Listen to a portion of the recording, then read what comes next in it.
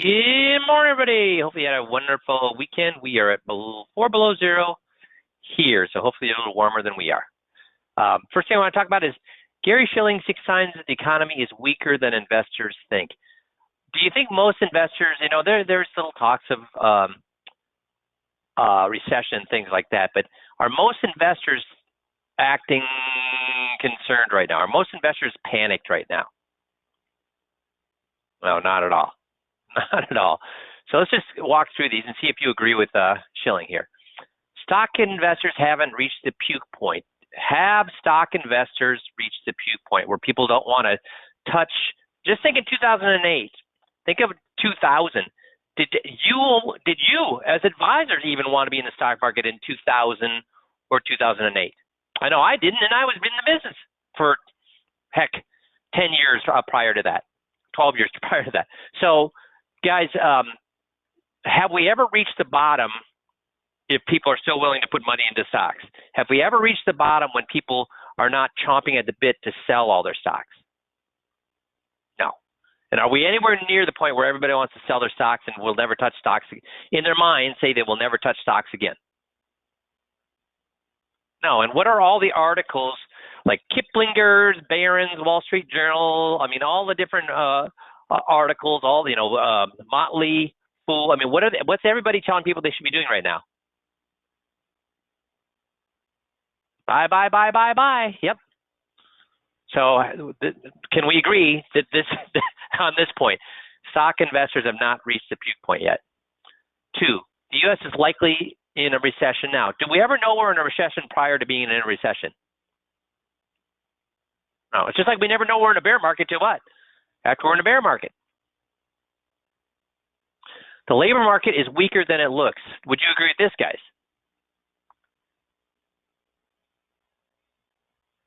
So it's kind of, and the labor market is a double-edged sword right now, which is that, all these people say, I can't find people to work. Is that true or not true?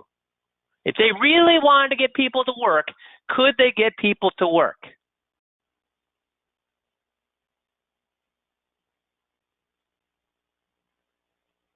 Yeah, Bale's got it. No, they can't get people to work at the wage they're willing to pay. That's the problem. And now the reason it's a double-edged sword is because inflation. I just read 2 articles and listened to a podcast on this. What makes up real inflation? 66% of inflation is wages. When companies have to pay more, they have to pay more wages. They have to raise their prices. So the labor market is actually weaker than it looks because how many companies are willing to pay more right now?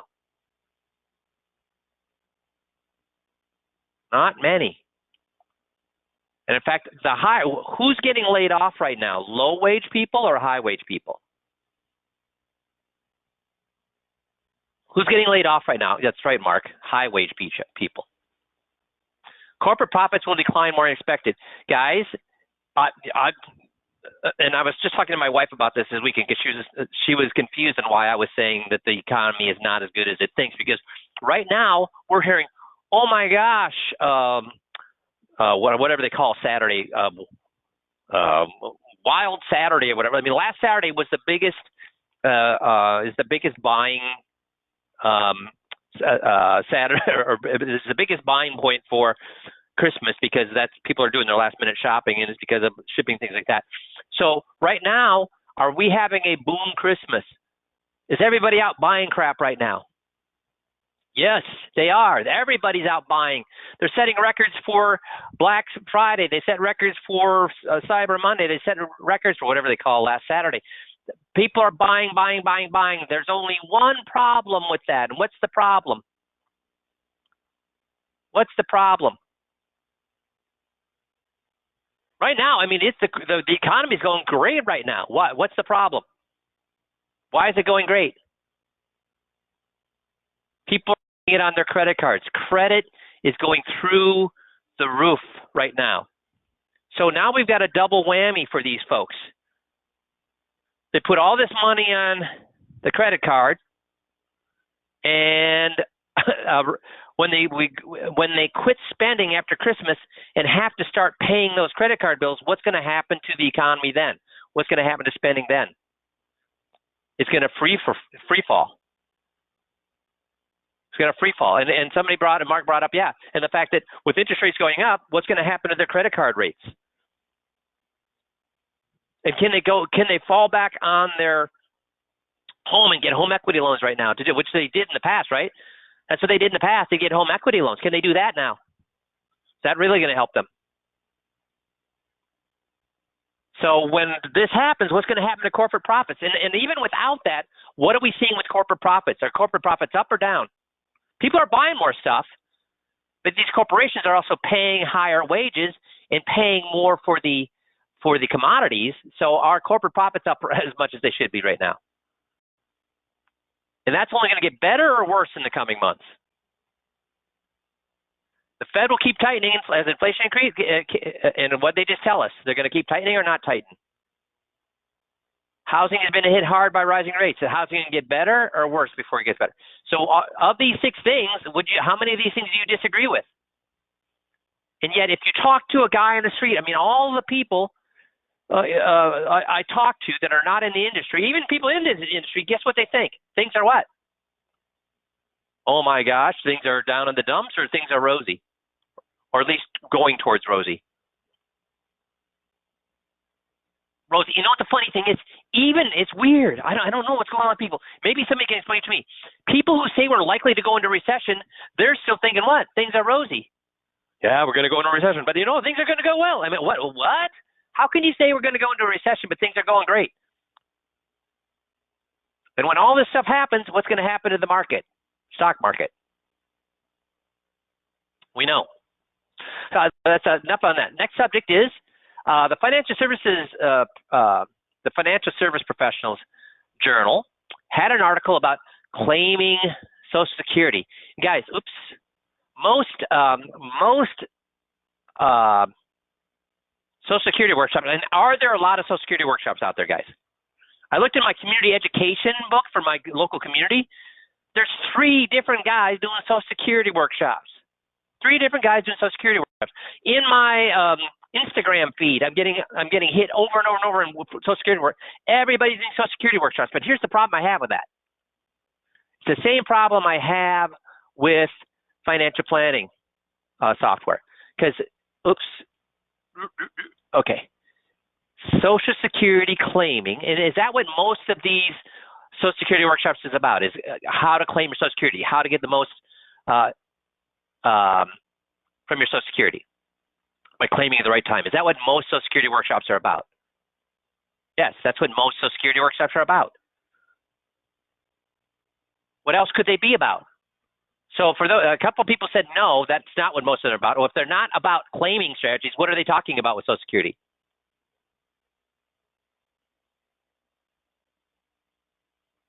All the workshops I've seen on Social Security about when to claim, how to claim. When to claim, how to claim. Well, I sure in the heck hope, Nick, that if they're advertising Social Security and what's going to happen to an advisor, because Nick said selling something else. If an advisor, and this is a good lesson for you guys, if you say you're going to do a workshop on Social Security and they come in and instead you're selling something else, what's going to happen to you? They're going to have pitchforks. Yeah, they're going to get reported for one thing, and they're going to have pitchforks and run you out of town. So, no, all the Social Security workshops are about claiming. Now, I have the same problem with those workshops as I have with financial planning. What's the problem I have with financial planning software? Remember, some of you know my story. I was the #1 IDS at that point, Ameriprise, now they call themselves, but IDS when I started in the business. I was the #1 financial planning salesperson in the state of Minnesota. I sold more financial plans than anybody else in the state of Minnesota. I didn't sell any product, but boy, I could sell those $350 plans. And I am so anti-planning. I hate financial planning. I think it's not only worthless, I think it's dangerous. Why? So Ben's got it. Ben said the plan is out of date as soon as you put it on the table. You're right, Ben, because you have to make an assumption about inflation. Do you think anybody that did a financial plan in the last 10 years would ever have told people we should assume a 7 or a 9% inflationary rate for 2022? No. So as soon as you put it on the table, what happens to our assumption for inflation? What happens to our assumption for rates of return? Because let's say we all learn this, right? Let's say that we're right. First of all, we're not going to be right. But let's say we're right. We say there's going to be over the next 10 years a 7.6% rate of return. Is it ever going to be 7.6 each and every year? Or if it's 7.6, even if you are lucky enough, that 1 in 100 to get that right, or that 1 in 1,000 to get that call right, is it going to be 7.6, 7.6, 7.6, or is it going to be 15, 0, 7, 8, negative 1? It's going to be an average. So is there a problem?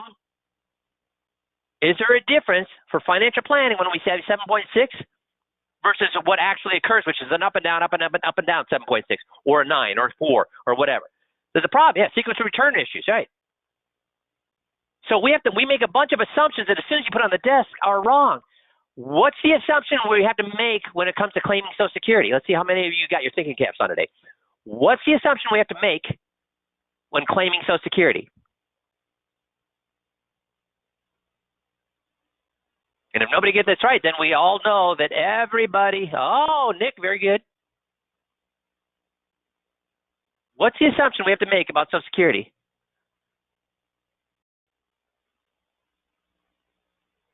Howard's got it. Yeah, so we got 2 right answers here. It's how long you're going to live. It's how long you're going to live. Because if you're going to live for 2 years, when should you draw? If you're going to live to age 64, when should you draw Social Security? Now, right. If you're going to live to 100, when should you draw Social Security? At age 70. Do we know how long you're going to die? So all these Social Security workshops are based on what? Everybody living to what? Over the average age. They're saying everybody's going to live, because remember we talked about, what's the average crossover? So we got a crossover at 80. This is, these different ones are taking it at 62, taking it at your full retirement age, taking it at age 70. The crossover is where? Anywhere between 70 and 80, 81, 70, 81. Do people die between age 62 and 79 and 82? Isn't this about average life expectancy? Is right around here? Is this about average life expectancy right here? Or it should be, right? Because that's what Social Security is counting on. So that means half the people are going to die when, and half the people are going to die when? Half the people are going to die before that age, half the people are going to die after that age.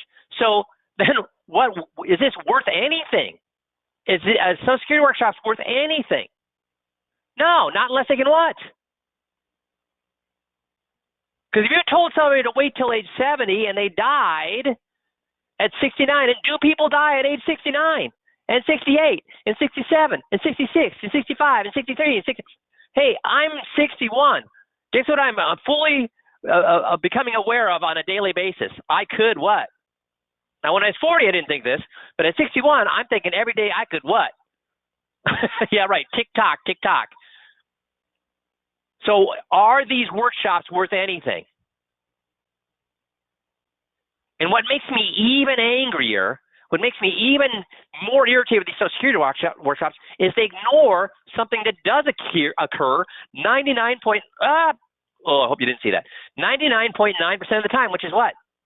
So they talk about when you should claim, even though that is completely bogus. They shouldn't tell you when to claim, and they don't know how long you're going to die. But they ignore the thing that does happen 99% of the time. What's that? Yeah, one spouse outliving the other. How many of them talk about that? How many of these Social Security workshops talk about that? How to plan for one of your spouses dying and losing a third to one half of your Social Security income? None of them do. None of them do. And here, this is right on the Social Security workshop website. The economic consequences of a husband's death, evidence from the HRS Human Resources Division, and The findings in this article provide a brighter outlook for widows than do studies of widows in earlier decades. In the 1970s, 37% of new widows became poor after widowhood. By the 1990s, the rate had fallen 12% and 15%. Okay, so they won't fall into poverty, but will it change their lifestyle, guys?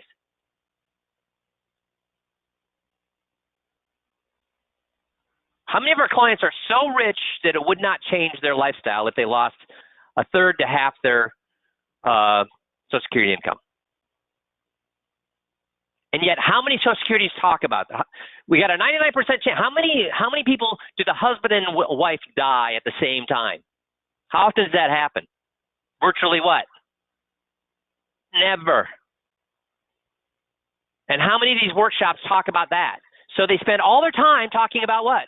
Something that they have no clue about, which is when you should draw your Social Security income, because we don't know if you're going to be on this side or this side of the line.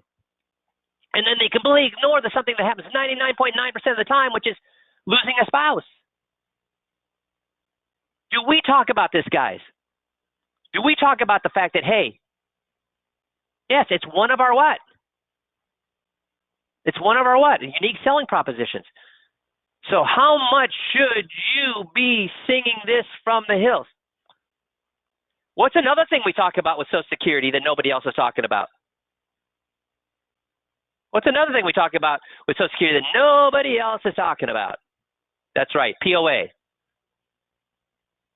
So I'm all in favor. If you want to do a Social Security workshop, do a Social Security workshop, but how much time should you spend on telling them when they should claim versus talking about what's going to happen to 99% of them and talking about power of attorney? If you really want to be different, you should be doing what? Talking about with the same things everybody else is talking about, which is really worthless information, or something that nobody else is talking about. Does that make sense, everybody? Give me a Y or N. Does that make sense, everybody? If you're going to do a Social Security workshop, you need to talk to me, get on my calendar so I can help you massage that presentation so we can get what they are most concerned about. And here's the funny thing. What's more likely to make you a sale? What's more likely to make you a sale? Telling them when they should draw their Social Security, or talking about planning for losing a check, talking about the POA? So let's talk about things that are going to make you money and provide value to them. Okay, enough of that. Another lesson in persuasion today. So you've all probably received this where your electric company will send you in the mail saying, hey, this is how much all your neighbors have used. This is what your efficient neighbors are using. This is what you've used. So when they send this to people, does it affect behavior? Does it affect behavior? Funny thing is, people overusing energy usage dropped by 5% a month. So it did. It caused people to think about, oh my gosh, I'm way over here. I need to think about turning off the lights, turning off the TV, and looking for. So it does affect behavior. People overusing energy did drop usage by 5% the next month. How about these people? Did it affect these people? What do you think? Did it affect these people? I'm getting some no's, but the answer is it did affect these people. And how did it affect them, Howard? Howard said yes. How did it affect them, do you think? You're right. It went up by 8.6%.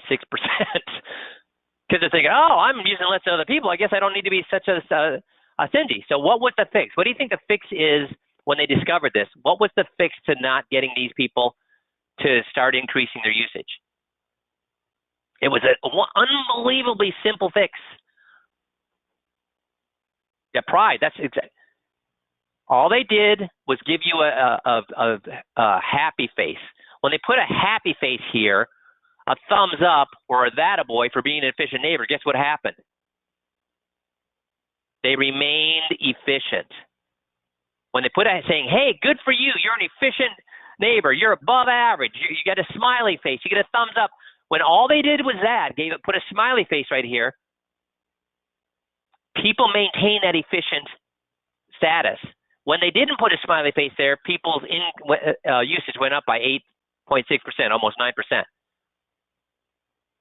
Either way, whether they put a smiley face there or not, the people who are using too much energy stayed consistent at they reduced by 5% on average, reduced by 5%.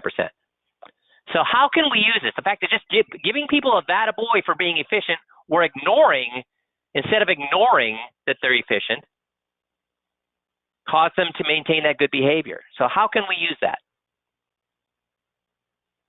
So how about when a client or prospect does something you like that you want them to keep doing, praise them.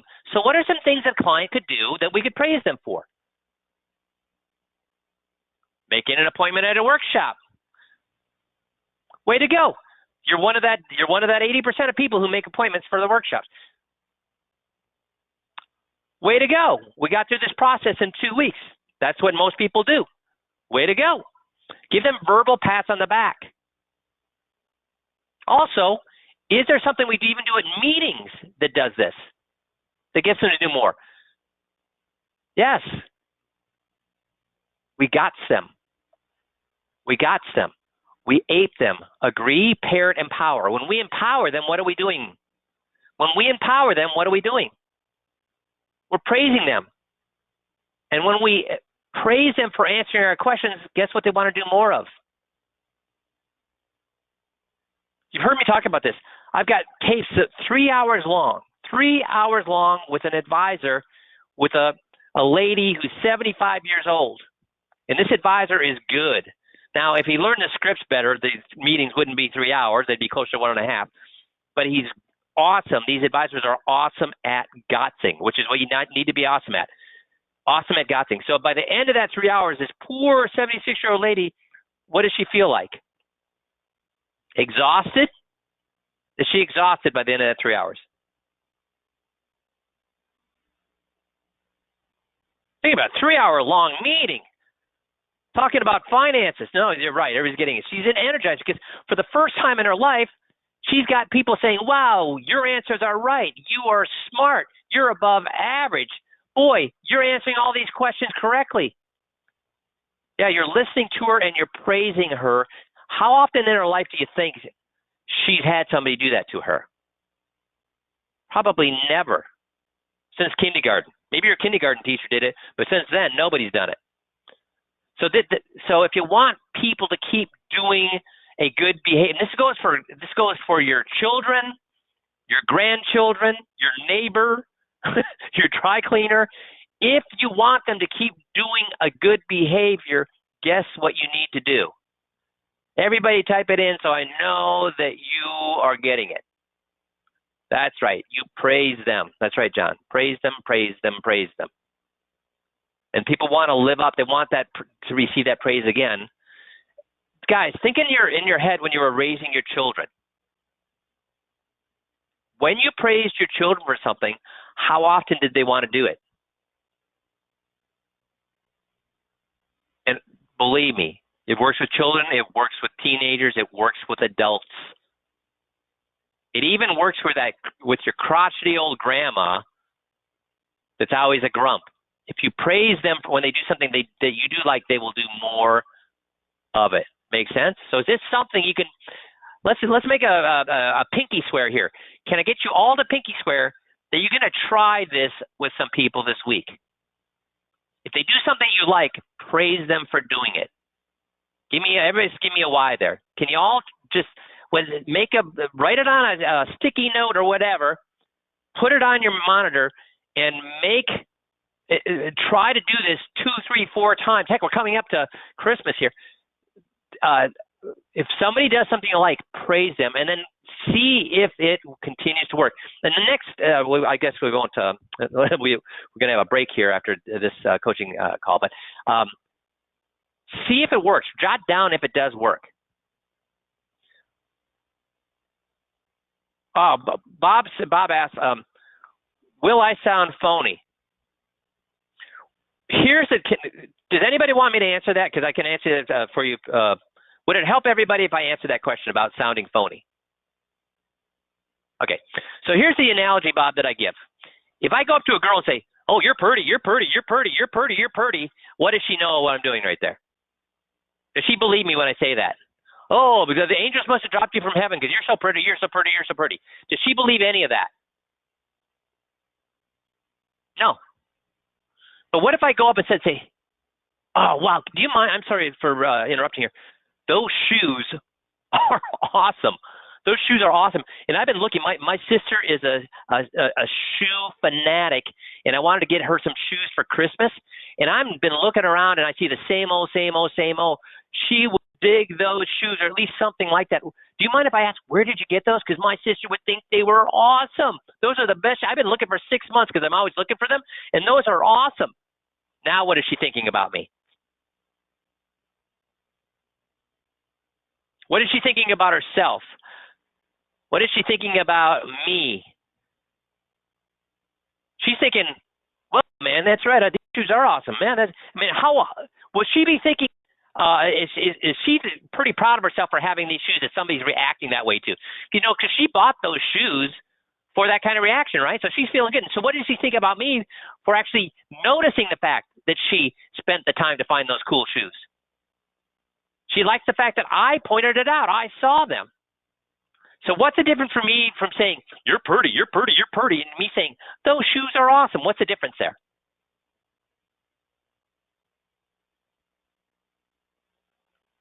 Well, I don't know if it's genuine, because I could be full of crap with both of those. What's the difference? Because I'm getting some people saying sincerity and genuine.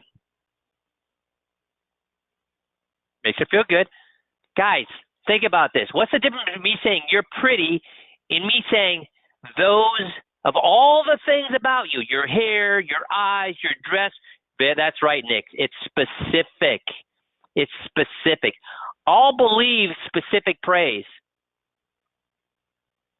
All believe specific praise.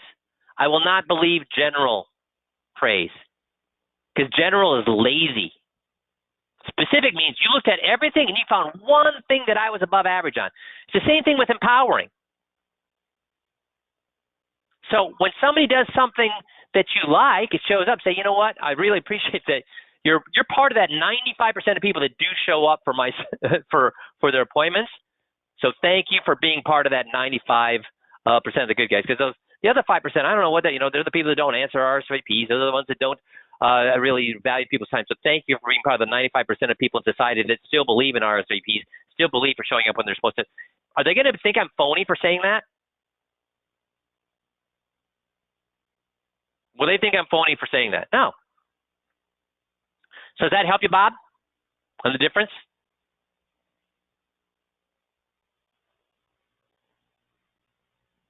Good, good. He says yes. Super. Good. So now let's talk about the next point on our 21-point journey. The property cash is the portion of the meeting. So first we're going to talk about catastrophes in the news. And guys, do we have to emphasize how many catastrophes there are in the news with hurricanes, tornadoes, floods, blah, blah? No, I mean, it's on everybody's mind. Do we have to emphasize home insurance companies are reacting and how they're reacting to this? And how they're bearing those reductions. Property casualty sales job, replacement versus cash, surge. So let's watch how we do this. Let me bring that up in just a second here. Okay. I'm going to get property casualty, umbrella. Now, the next thing we want to talk about a little bit is your home insurance.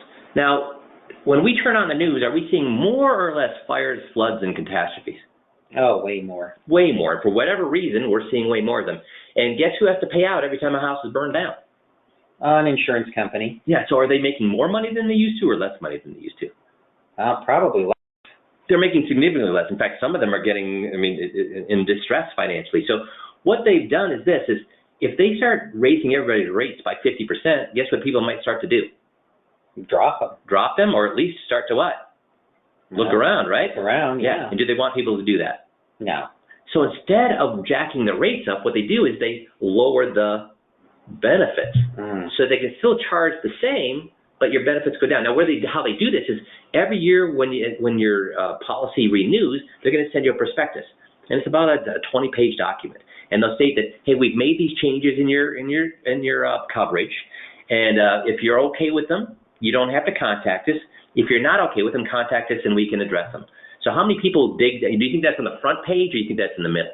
I'm sure it's in the middle. In the middle. And how many people you think call them and talk about that or read in the middle? None or very few. Very few. So then guess what?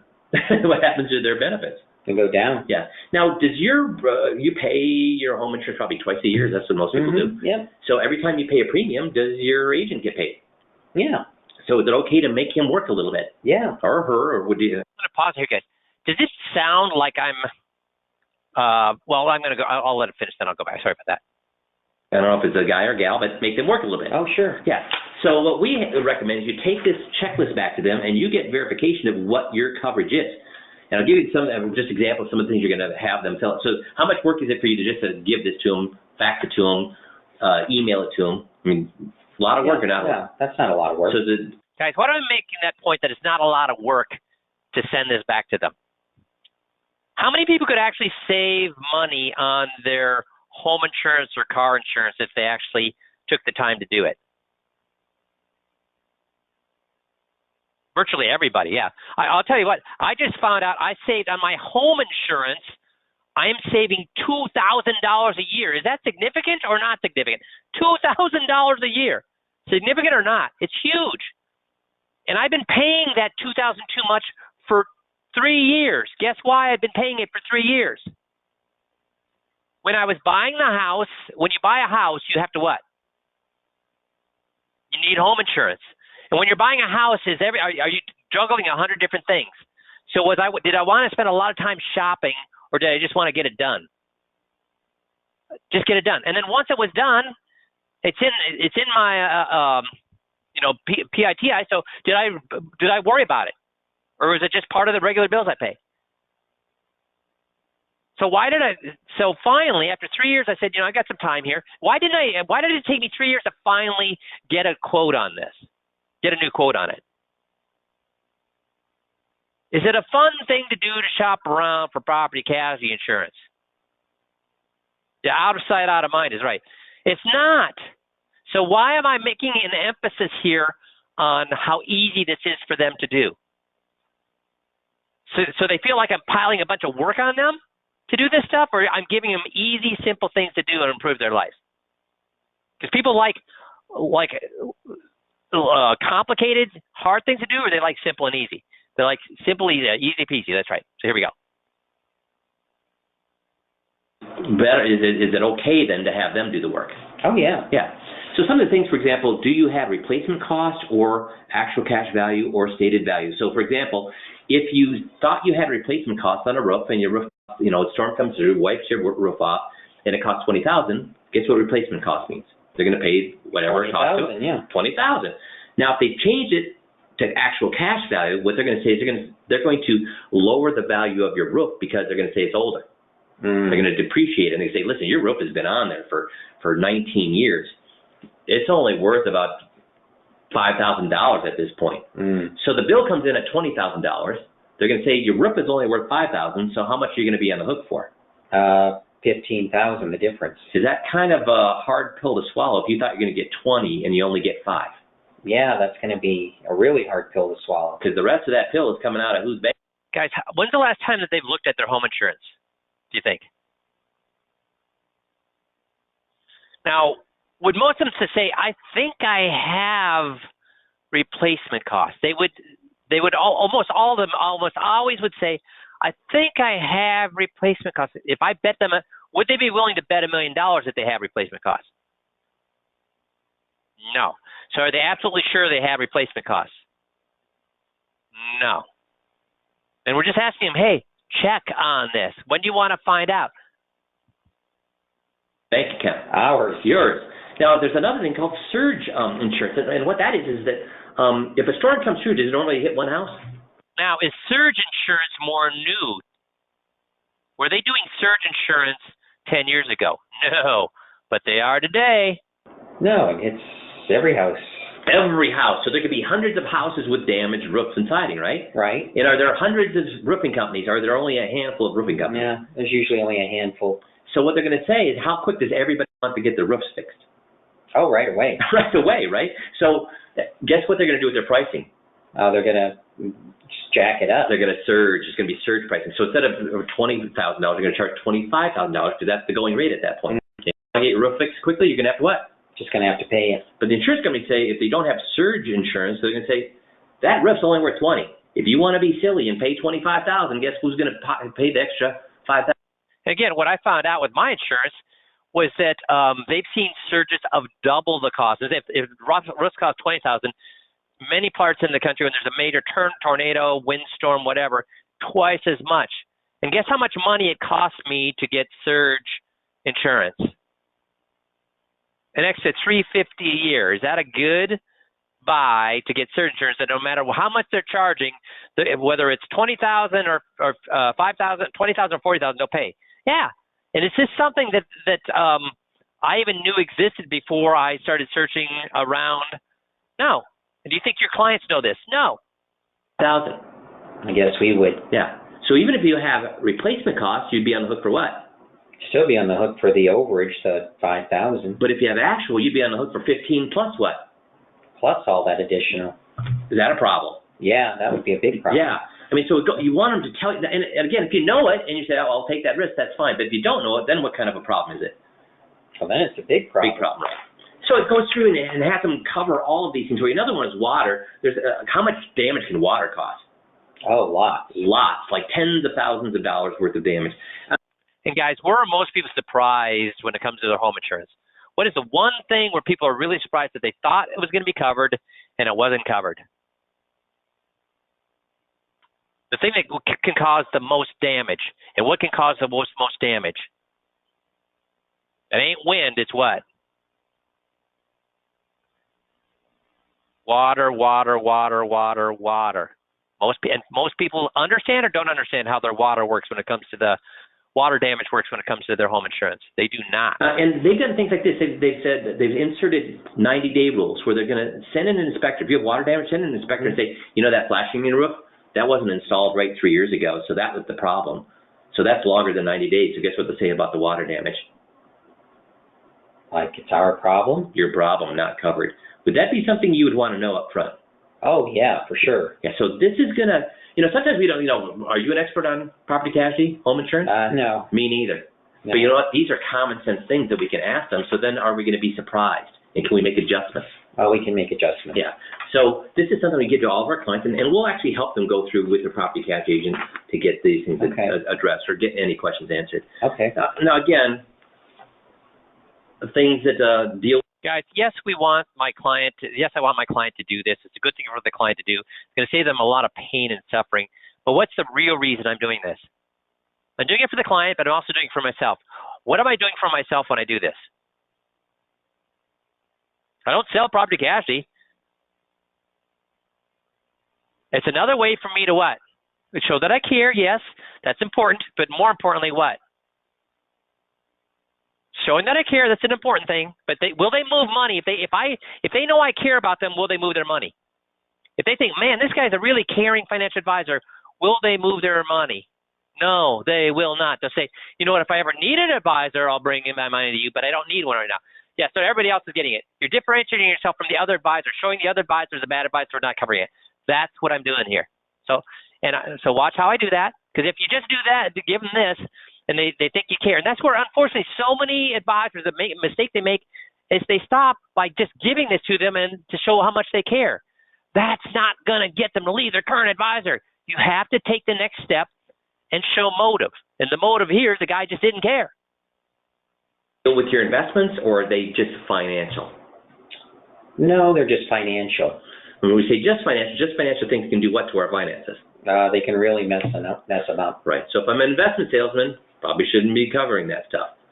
But if I'm a financial advisor, should I or should not be covering that stuff? No, you should be. So again, I apologize for this. We're almost to the fun stuff. Okay. Because but with the legal stuff, the power of attorney and the. Okay, so I did what kind of advisor would I be if I did not cover this property casualty checklist? Now I'm at the end of the non-financial. So now so I did one, what kind of advisor would I be for the property casualty? But now I'm going to go back and rehash all the other non-financial things. The survivor's guide, the power of attorney, the medical directive, the identity theft, the umbrella. I'm going to re-encapsulate. So remember, I covered all these boring things. But what kind of advisor would I be if I didn't? See, I'm really encapsulating the fact that, hey, your advisor, because do they remember everything, or do most people remember the last thing you talk about? Do they remember everything or the last thing? Because this is all new stuff for them. It's the last thing, so I have to remind them. Yeah, I just would be it's not just if I didn't cover or give you the property casualty checklist that I'd be a bad advisor, because that's what they're going to remember. I have to remind them, no, remember, we also said I'd be a bad advisor if I didn't do the power of attorney. I wouldn't be a bad advisor if I didn't do the quality of life director. I'd be a bad advisor if I didn't do the identity theft. I'd be a bad advisor if I didn't do the umbrella. So I'm reminding them that it wasn't just this thing. Remember, we agreed earlier to the last 10, 15, or the last 40 minutes that several times that I would be a bad advisor. I would simply be an investment salesman if I just covered the investments. But as an advisor, yeah, I'll cover the investments, but I also have to cover all these other financial things, because if I did not cover these things, I'd be a financial salesperson. And do you want an advisor or do you want a financial salesperson? Do you see what I'm doing there? Have I mentioned their guy's name? No. So can they protect their guy? No. They're not going to say, well, but my guy, no, there's no way for them to jump in and protect their guy or defend their guy. But what do you think is going on in their head, thinking, wait a minute, my guy's never talked about this. And maybe the husband isn't, but guess what the wife is doing right now? Maybe the husband isn't thinking that, but guess what the wife is thinking right now? That other guy never covered these things. I knew he was just after the money. I knew he was just a sale, and that's what we want to get them to do. And the will, the medical stuff, the identity theft, the property casualty. Again, not fun stuff. We're all done with that now. But we've been talking for a half an hour. Why do I waste a half an hour of your time and my time? Because do I get paid to do any of those things? No, I don't think so. No. So why would I waste my time and your time covering those things in the first half hour? Just to make sure that we're taken care of and don't have to worry about those things eating into our savings and stuff like that. Right. If I just said, well, I don't get paid on them, so why should I cover them? What kind of advisor would I be? Well, you wouldn't care. You'd be a bad advisor. Yeah. So so you forgive me for the last half hour? No, this is good information. Okay, good. So now we get into.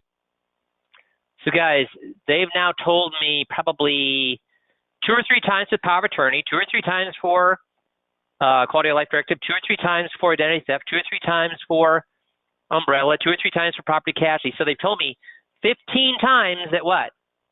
If I was not covering these things, I would be only an investment salesman, not an advisor. So again, the analogy I give is that it's like us taking that wooden mallet and pounding the steak. And what I'm taking is a wooden mallet and pounding that advisor. So when I get to the financial things, guess how easy he's going to, their idea that he's not doing his job is going to just fall off the bone. Guess how it's going to be hard work to get him, or if I tenderized him to the point where it's going to be much, much easier once we get to the financial things for them to decide. The next one is titling. And then the one after that is they're disinheriting the grandbabies. Guess how easy is it for the wife at this point to be pissed off when we get to disinheriting grandbabies if I've done this? Done all these non-financials correctly. So yes. It is showing that I care. It is talking about things they've never talked about. These are all good things.